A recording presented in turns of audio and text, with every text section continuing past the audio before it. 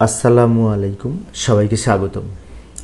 নিয়োগকারী কর্তৃপক্ষ এবং নিয়ন্ত্রণকারী কর্তৃপক্ষের মধ্যে পার্থক্য কি? বিগত পরীক্ষা দুইবার এসেছে এই প্রশ্নটি বিভাগীয় পরীক্ষার জন্য।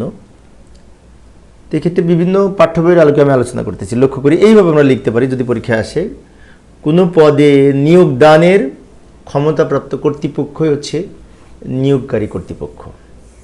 অর্থাৎ আমাকে যে নিয়োগদানের ক্ষমতা রাখে সে হচ্ছে আমার নিয়োগকারী কর্তৃপক্ষ। এবার নিয়োগদানের পরে আমাকে ছেড়ে দিল, নির্দিষ্ট ফিল্ডে যে আমাকে কেউ না কেউ নিয়ন্ত্রণ করবে, তাই না? তাই নিয়ন্ত্রণকারী কর্তৃপক্ষ হচ্ছে কোনো নির্দিষ্ট সরকারি কর্মচারী বা কোনো নির্দিষ্ট শ্রেণীর কর্মচারীদের ভ্রমণ ভাতার উদ্দেশ্যে নিয়ন্ত্রণকারী কর্তৃপক্ষ হিসেবে সরকার কর্তৃক ঘোষিত কর্তৃপক্ষকে বোঝায়। একটু কঠিন মনে হচ্ছে, তাই না? আচ্ছা, আমি একটু এই যে হলুদ কালার দিয়ে রেখেছি এইটুকু মনে রাখার চেষ্টা করব।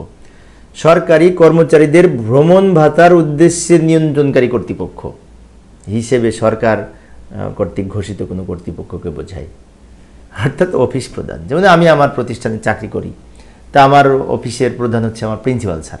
তাহলে আমি কোথাও যদি যাই ভ্রমণের উদ্দেশ্যে বা কোনো সরকারি কাজে, তো সেখানে ভ্রমণ ভাতার বিলের স্বাক্ষর কিন্তু আমাদের অধ্যক্ষ স্যার করবেন, তাই না? সেজন্য বলা হচ্ছে যে সরকারি কর্মচারীদের জন্য ভ্রমণ ভাতার উদ্দেশ্যে নিয়ন্ত্রণকারী কর্তৃপক্ষ হচ্ছে এই নিয়ন্ত্রণকারী কর্তৃপক্ষ। মানে আমাকে তিনি কন্ট্রোল করবেন, নিয়ন্ত্রণ করবেন, কোথায় যাচ্ছি না যাচ্ছি, তাই না?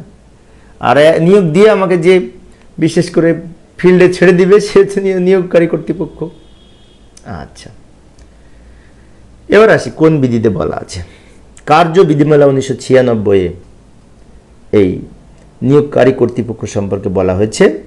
অন্যদিকে বিএসআর পার্ট 1 বিধি 5-14 এবং বিএসআর পার্ট 2 বিধি 165 থেকে 67 এই দুই জায়গায় নিয়ন্ত্রণকারী কর্তৃপক্ষ সম্পর্কে বলা আছে। তো 4 মার্কসের জন্য এখানে আমরা আরও লিখতে পারি, যেমন কোন পদের নিয়োগকারী কর্তৃপক্ষ কে তা সংশ্লিষ্ট বিধিতে বলা আছে। যে পদে নিয়োগ পাবে তার নিয়োগ কে দিবে, নিয়োগদানের ক্ষমতা কে রাখে সে বিধিতে বলা আছে, তিনি নিয়োগকারী কর্তৃপক্ষ। অন্যদিকে যে কোনো পদের নিয়ন্ত্রণকারী কর্তৃপক্ষ সাধারণত অফিস প্রধান। যে অফিসে চাকরি করবে সেই অফিস প্রধান হচ্ছে নিয়ন্ত্রণকারী কর্তৃপক্ষ। এর পাশাপাশি আরও লিখতে পারি, সেটা হচ্ছে নিয়োগকারী কর্তৃপক্ষ এবং নিয়ন্ত্রণকারী কর্তৃপক্ষের কিছু ক্ষমতা আছে, কার কি ক্ষমতা সেটা দেখতে পারি। নিয়োগকারী কর্তৃপক্ষের যে প্রধান ক্ষমতা সেটা হচ্ছে নিয়োগদান, তাই না? নিয়োগদানের ক্ষমতারও থাকবে।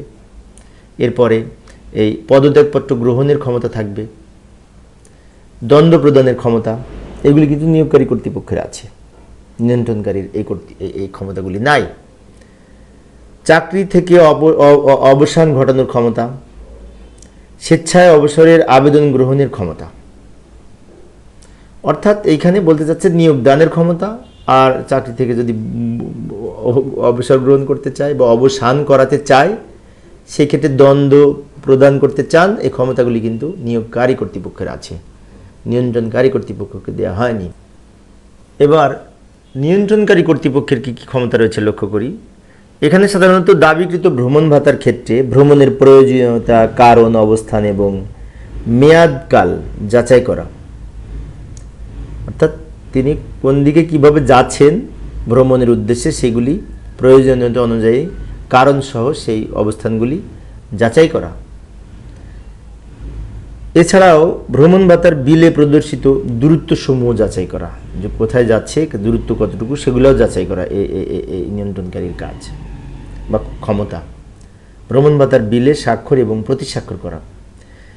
এবং আরেকটা বিষয় হচ্ছে সরকার কর্তৃক প্রণীত বিধি এবং আদেশসমূহ অনুসরণ করা।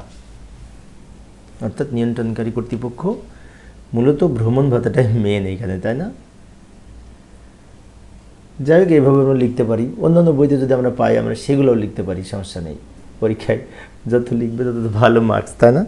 তো আশা করি 5 মার্কসের জন্য এইটুকু লিখলেও হবে ইনশাল্লাহ, যদি পার্থক্য আসে। তো প্রিয় সুধীবৃন্দ, এই ছিল আজকের আলোচনা। পরের সেশনে কি আলোচনা করবে একটু দেখে যাই। বিনা বেতনে ছুটি এবং অপ্রাপ্ত ছুটি, এই দুটার মধ্যে পার্থক্য কি, এটা আলোচনা করার চেষ্টা করব। দেখার আমন্ত্রণ রইল। খোদা হাফেজ।